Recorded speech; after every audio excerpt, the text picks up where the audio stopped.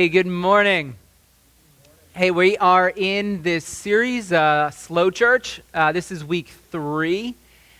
And today we are going to talk about, so if you're just joining us for the series, I'll give you a little, a preface the sermon a bit. So we're going through this book that serves as a foundation, sort of a philosophy for a type of church, a slow type of church.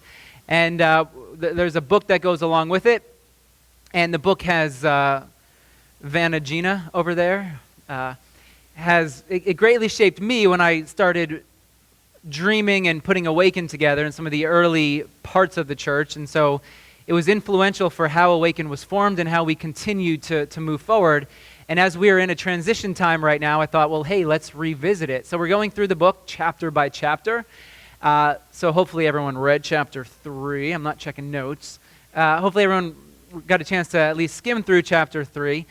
And I want to take the book, but then I want to make it personal for us at Awaken. So what does it mean for us? Because you can read a book and there's 50,000-foot ideas, but let's make it really practical on the ground for us, this community, because as we saw last week, the terroir, the physical location that we're in, as well as the people, it makes church very unique and very specific. That's why no one church is the same. So this week, the philosophy that I want to talk about is stability.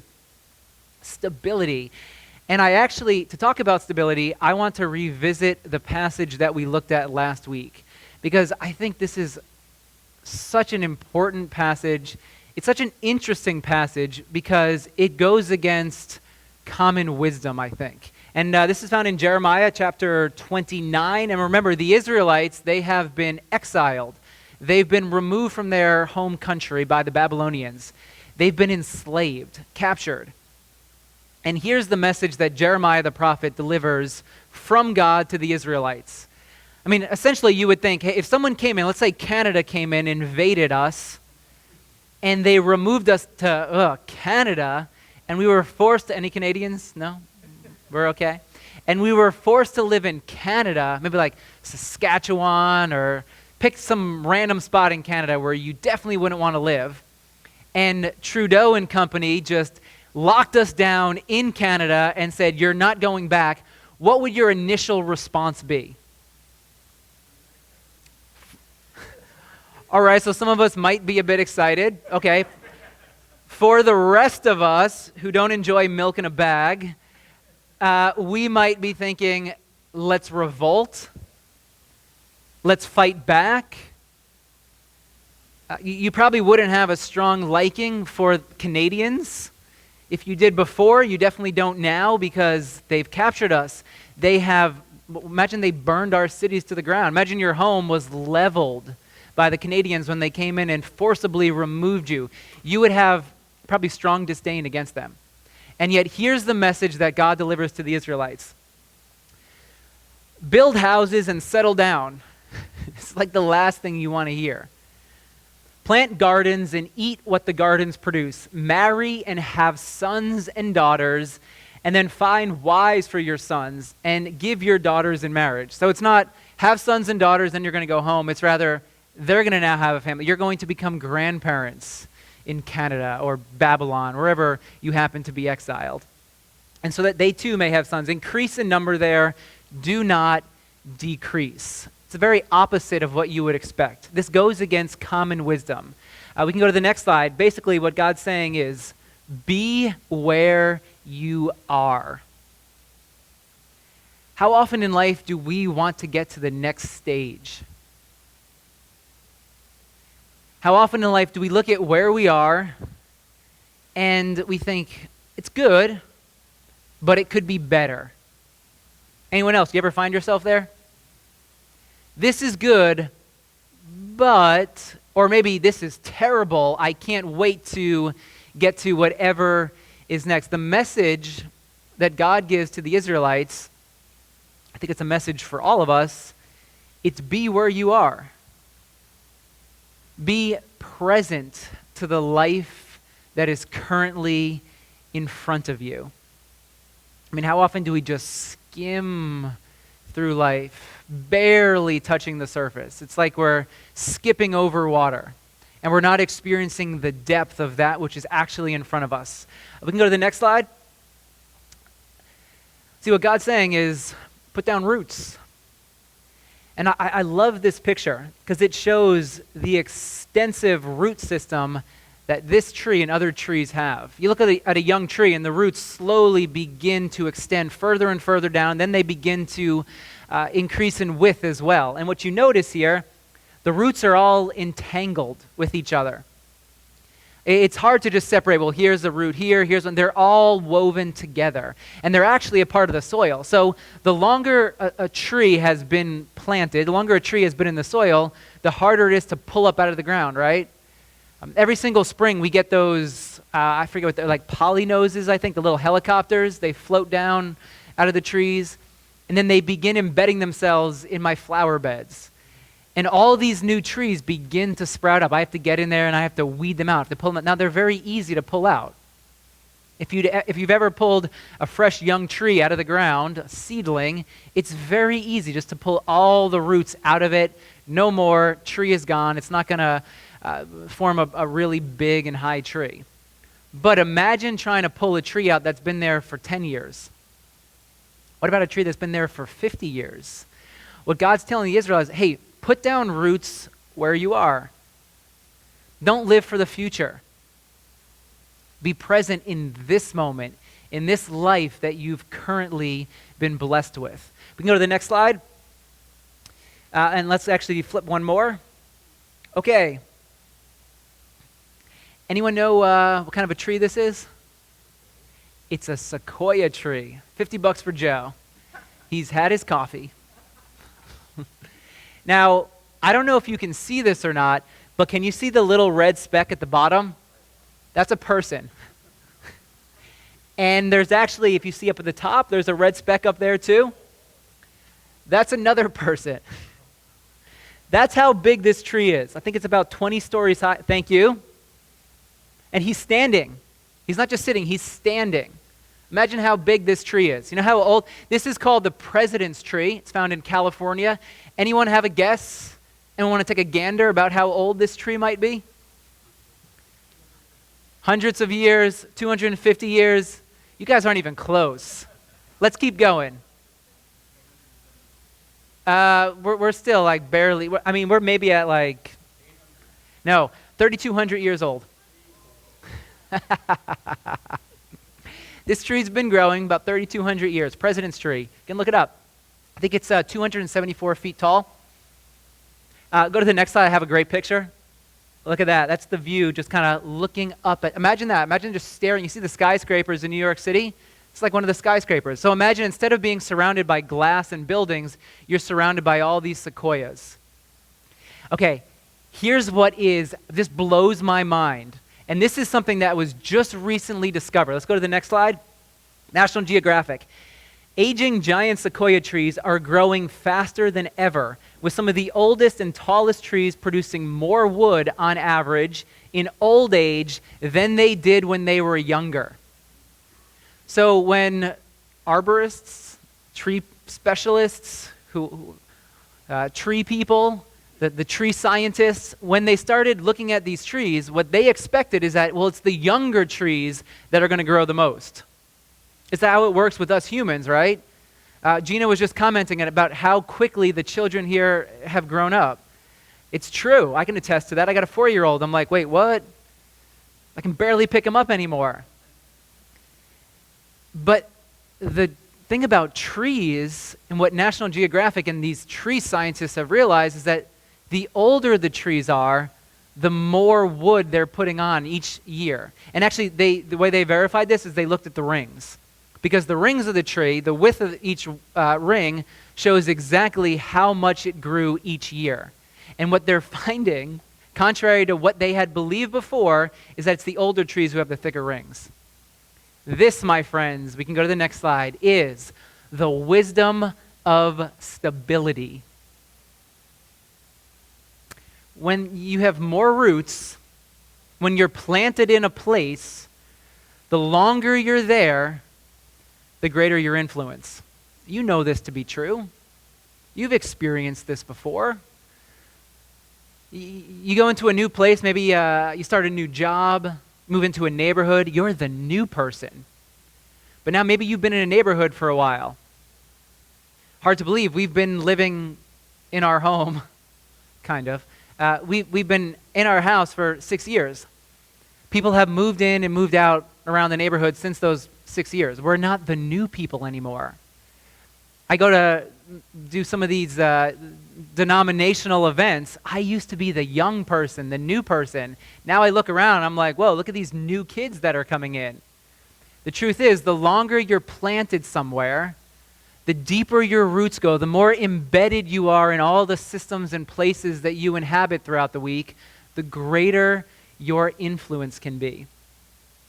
And also, the longer you are in a particular place, the more aware you are of the particular needs in that area.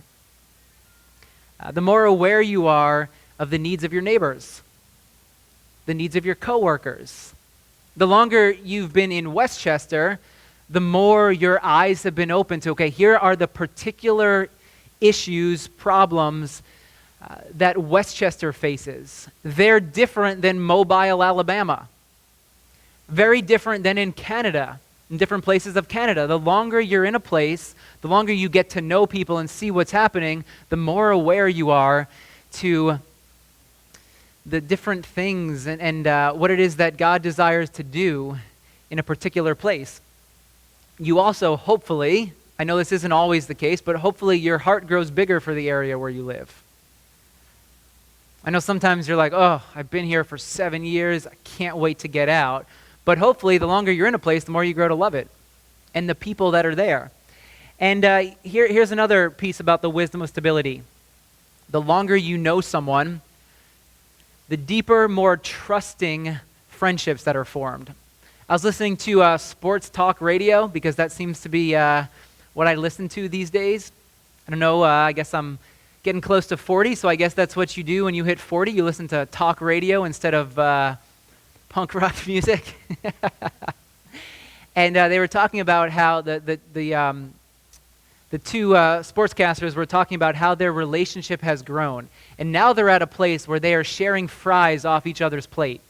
And they were talking about this relationship, how instead of even having to ask him, hey, can I have a fry? He just found his hand already touching the fry. Stability. Stability. It's when you have these relationships and people know you and you know other people and you know how they're going to react, how they're going to respond. It doesn't happen through a couple of months. I think there's been studies that are done. It takes about, 12, 18 months before you begin having really deep conversations with other people.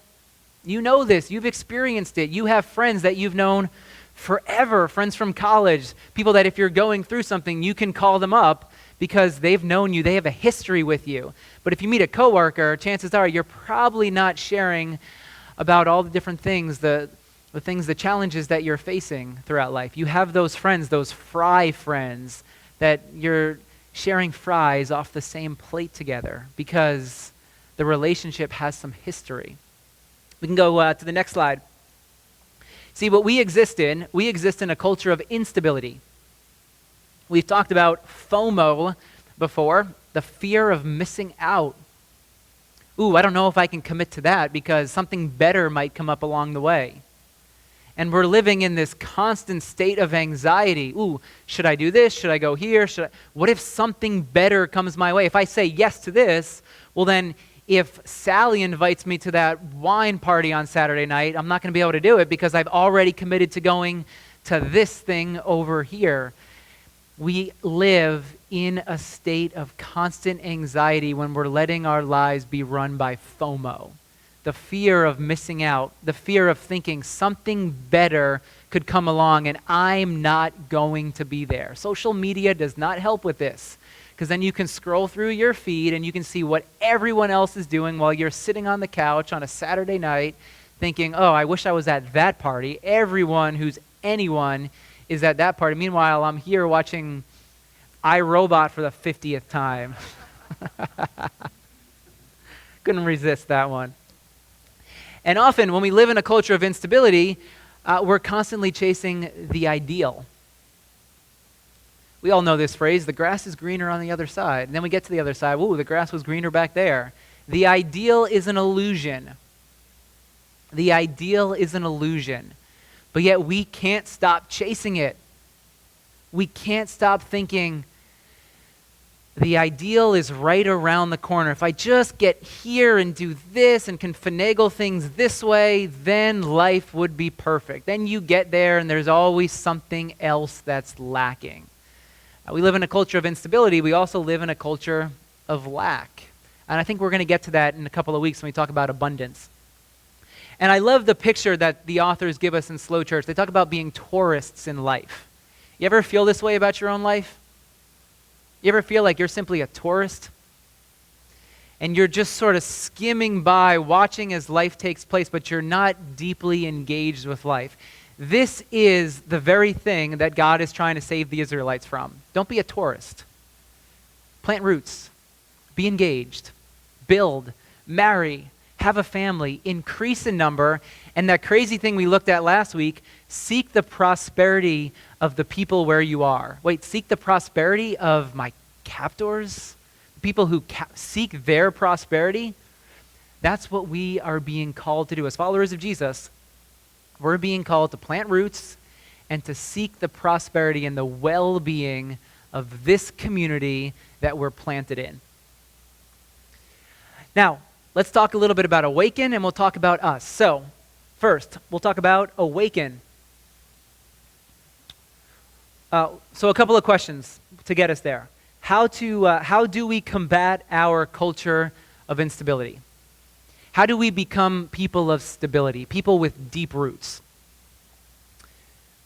And let's go to the next slide. We'll come back to this one, I think. Let's go one more.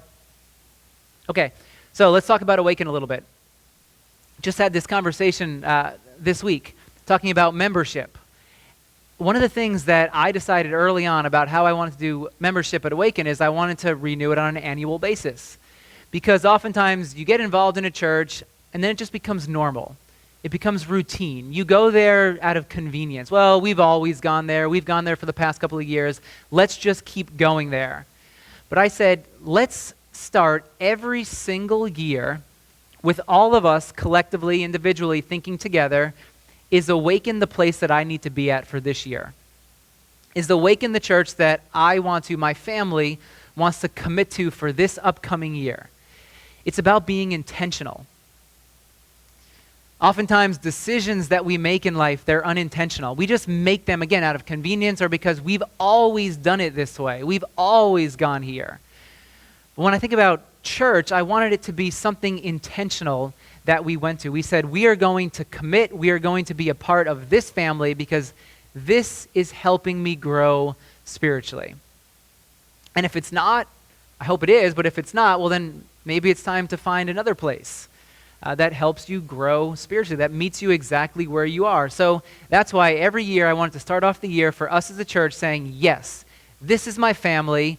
These are the people that I am committing to for this year.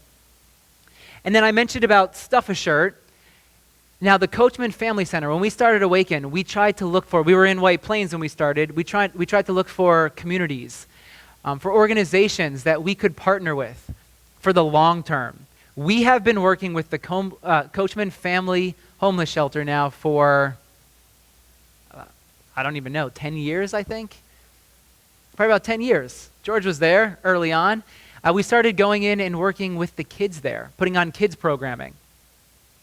This year, we get a chance, a little different than how we started, but we get a chance to continue that relationship by letting them know, hey, we haven't forgotten about you. We still want to bless you. So all of the t-shirts that we pack this year on November the 7th, hopefully it's in your calendars, are going to go to supporting the Coachman Family Center. We have a relationship with them. We are planting roots here in Westchester. They're growing deeper. Every single time that we continue to support this organization that we have now for about 10 years, our roots get more embedded with the city of White Plains and with the county of Westchester. That's what we want to continue doing, looking for opportunities where we can bless those around us here in Westchester. by seeking, as Jeremiah said, the prosperity and well-being of all the people around us. Now, a couple of questions for us. How well do we know our place? So we talked about Awaken, now let's bring it to you. And I want you all to ask yourselves this question this week. How well do you know your place? Maybe we could say another way, how stable are you in your place? Now, what do I mean by place? Glad you all asked that question because I have the perfect slide for you. So, let's define place. Place is our neighborhood. Maybe you live in a building with other people. So it's the apartment where you live. Place can be your community, the people that you hang out with, the people that you regularly rub shoulders with. You know who your community is? The butcher at Stop and Shop. The guy you get your meat from every single week, who you see him every week, and he gives you that same cut of meat week after week after week. It's the fishmonger, the person who gives you your fish. I want that piece over there. It's the people that you regularly see week after week after week. The barista at Starbucks.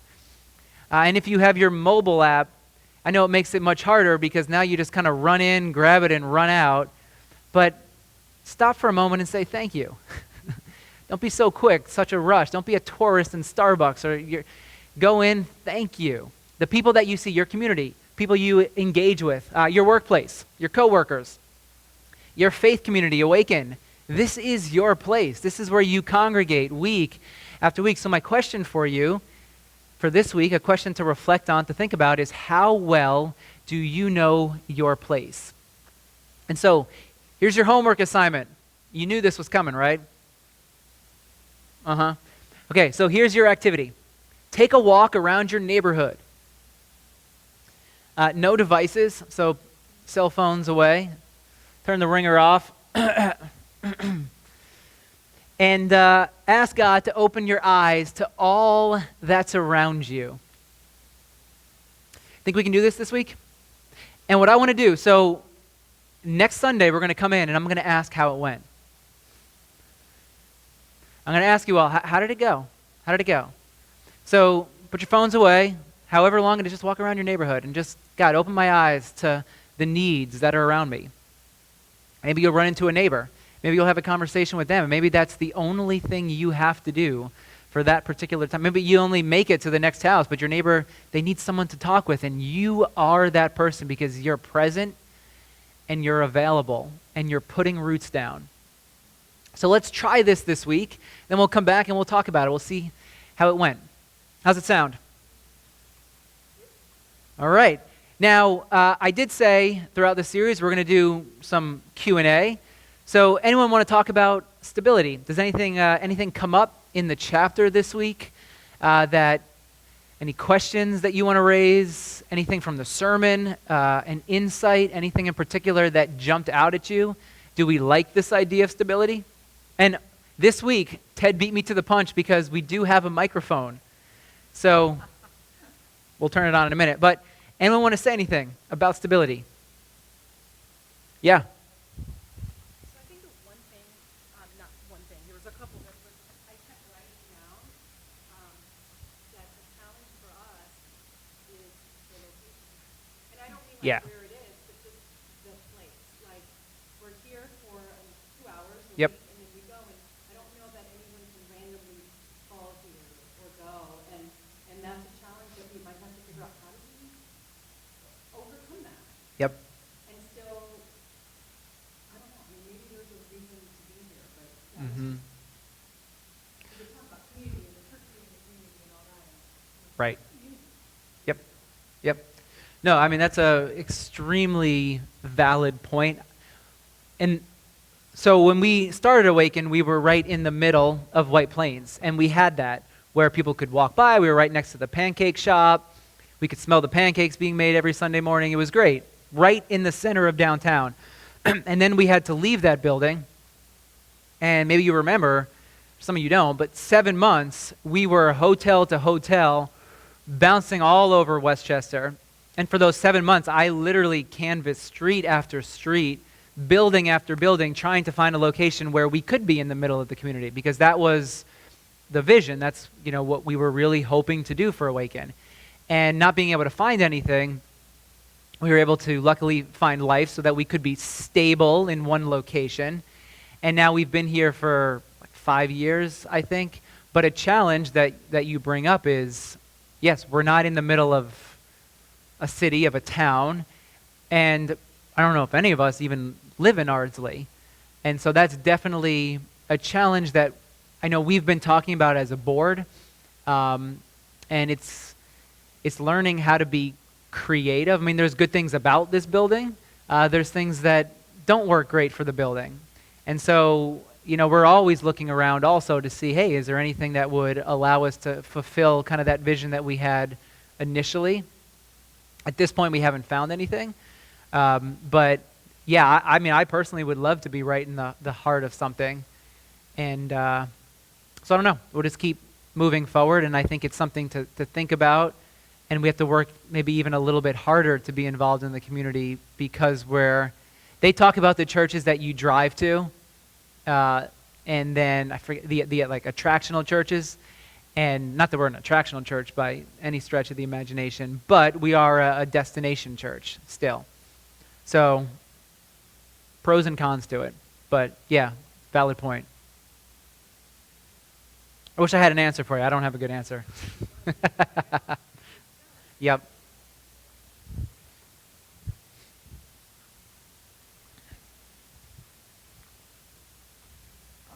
Maybe it's a bit of encouragement, because I was just thinking, okay, walk around this week and be in the city, but I got a contract. I'm in Dallas. Now, Canada, I wouldn't mind living there and being on the side. Dallas, I have a problem. But anyway, I was thinking, okay, well, how do we help this, the city? So I live in a suburb. I live in anything. I go to my office. I sit in my office and I go back to my work. So I go from one sequestered place to another sequestered place. I bring my own lunch.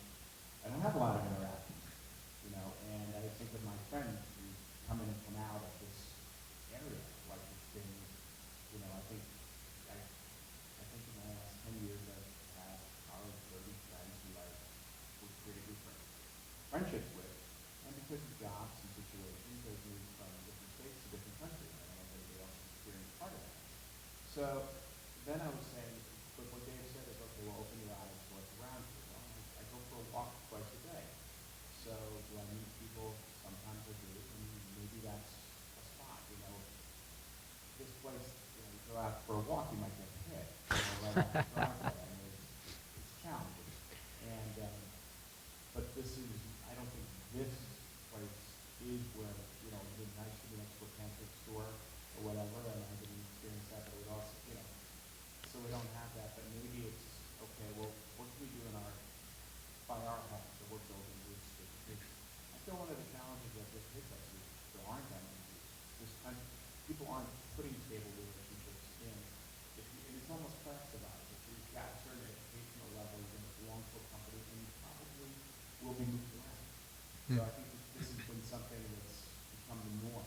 So it's been a bit of a challenge in terms of social things. Sure. It doesn't mean even with all these things that you shouldn't be trying to put these roofs out. No, I think that's really good. I think this is a very transient location. People commute to New York City quite a bit. I mean, there's some neighbors sometimes, I see the garage door open, car comes out early in the morning, later on at night, car comes back into the driveway, garage door goes up, car drives in, door goes down. You don't even see anyone. So, yeah, I think we do live. That was the great thing. One of the great things about last year, I saw more people. I met more neighbors last year than I had in the previous 4 years that we were living where we are. People were walking. Kids were riding bikes. And, I mean, I've heard stories of so many people who have said, you know what? That was great. The commute, I don't want to do it anymore because it's taking time away from my family. And so people are making changes to spend more time at home and in their place than just simply in a car commuting back and forth. And I think, Carl, to your point, it goes back to, be where you are. And there's challenges, obviously, here, but we also do have places that we interact with throughout the week, and so we can be present in those places. And we have to be creative and just ask God to open our eyes for where we are throughout the week. So I like it. Really good. Yeah.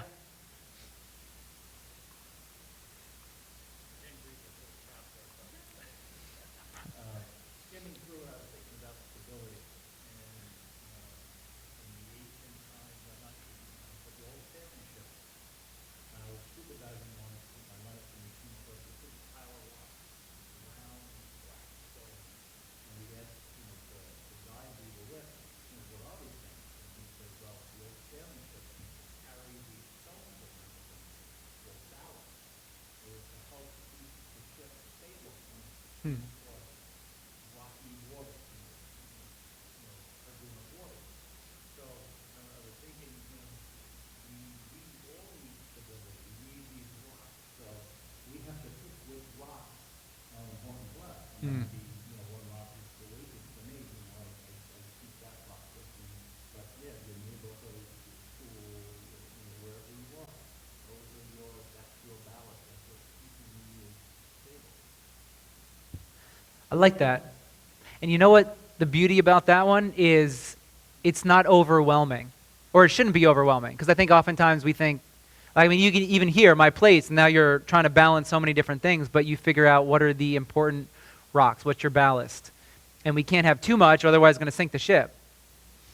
So I think having stability also means managing and not taking on too much as well. So that's good. Thanks. I think Adrian had a hand. Well, she has two.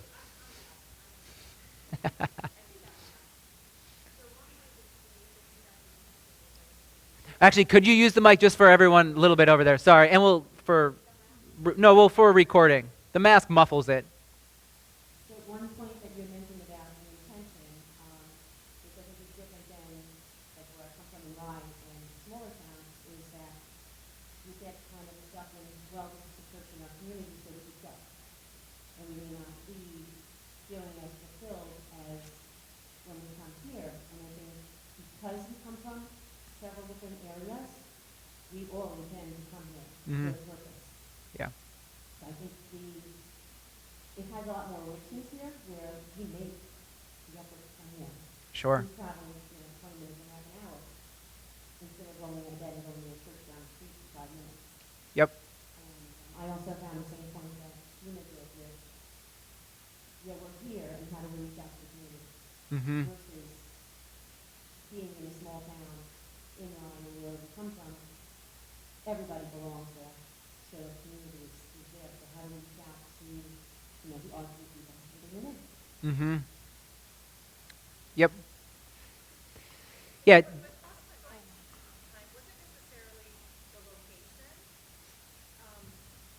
I said was, what crossed my mind as I was reading wasn't necessarily the location, but it was more like, hey, I like to do a potluck this week. You go to the church and do it on Tuesdays, but Sure. it's one place where you go. Yep. Whatever that was, like we couldn't even do it. We don't have access to this place 7 days a week, and Right. That's what I was, brought up by church. Oh my gosh, there's whoever. Let me go stop. Like, that's the part that I'm referring to, like community, not that it should be in a line. Because I agree with you. I love that we have people that come here from everywhere. Mm-hmm. It's just that. Gotcha. Yeah, there's definitely owning a building has its advantages, because then, we're going to have a potluck Wednesday night and bring everyone. So sometimes I guess it takes that little more intentionality to, and I think that's why we're so big on we're going to go apple picking, because let's get together, let's do community events. And we've always been big on community events, and COVID stalled that a little bit, and slowly getting back to it. The Stuff a Shirt, hey, yeah, great, and we're going to all get together, and it's a chance for us to interact. And we're trying to figure out, what comes after that, because we want to do something else too, because Slow Church is about intentionally building community. So what's another way that we can do that? And we actually have tossed around the idea of doing dinners at people's houses and kind of mingling a bit as long as, people's comfort levels and whatnot. But hope that's not my kid. I know. I hear mine too back there. They're good. Lois has it under control. I trust Lois. Okay, another comment. Then we probably got to start wrapping it up. What Adrian said, and expand on a little bit. You got the society in the fall, but Awaken has roots that go out all the way. If I live in the zone, we've got people that can run. So the roots of Awaken go all out, and we can have effect on each of the communities we live by doing what we have here, there. And it doesn't mean that we only do events in White Plains or Centric or Westchester. We've gone over to Adrian's house for the bicycle program. Before COVID and more than now, but that's all the way over on the eastern part of the country. So there's nothing saying that if any of us here have something going on in our hometown, we can't get Awakened to go do something there. It doesn't have to be here. It doesn't have to be like in over in Raleigh, over Marinus, or Somers, or Portland, or whatever. Mm-hmm. So I think we have to think of it differently. This is a different structure than your traditional church, and we have to use what we have and take advantage of it. I think it goes back to last week, terroir, and being very aware of what we have and working with it. Because I think I even preach to myself, right? Because sometimes I think, this would be the ideal. We could have this, this, and this. And if we had all these three things, then the church would be great. But it's not where we are. So we need to be where we are, take advantage of what we have. And I think all those points are spot on. And we do kind of an inventory of this is what we have, and let's keep rolling with it because it's been working well. And let's just keep expanding those roots and being able to grow together as a community and be involved in each other's lives like we've done I started this church 10 years ago. You're all the newbies. All right, one final comment. Cool. Okay, so I'm one of the people here at this church, and I guess I was looking for just because I had this new conviction from yesterday, and then I kind of thought this doesn't look like a traditional church, but then I thought back, well, God probably didn't, have it like that, and to teach that. So to me it felt like, kind of going back to how God sees it. He probably sees, live the spirit and not external people. So I feel like God's pushing me into, I would push that. And I think we have to do this in the good places. Everybody here is kind of super nice and there's like a community, and I was going to start to walk with a few of this, and I was going to talk to him for my name, and I have been doing it for a couple of weeks. So I have to do it again. I'm really, really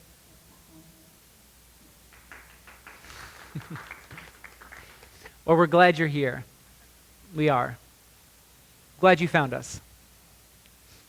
And that speaks right to the heart of what we're trying to do through this series. How do we continue building this community together? And we're looking for all different ways to do it here as a church and then also around us. So we're going to keep moving forward. Next week, chapter 4, I'm not sure exactly the chapter title. Patience. I thought it was, but I wasn't sure. So we'll talk a bit more about patience. Do your assignment. We'll talk about that next week. And let me pray for us. God, thank you for all that you have given. God, thank you for this community. God, for all the people that are represented here. God, I pray that we would continue to develop the relationships that we have here.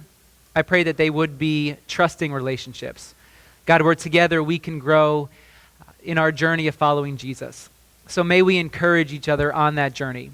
May we show each other how to do that well, with love and with grace.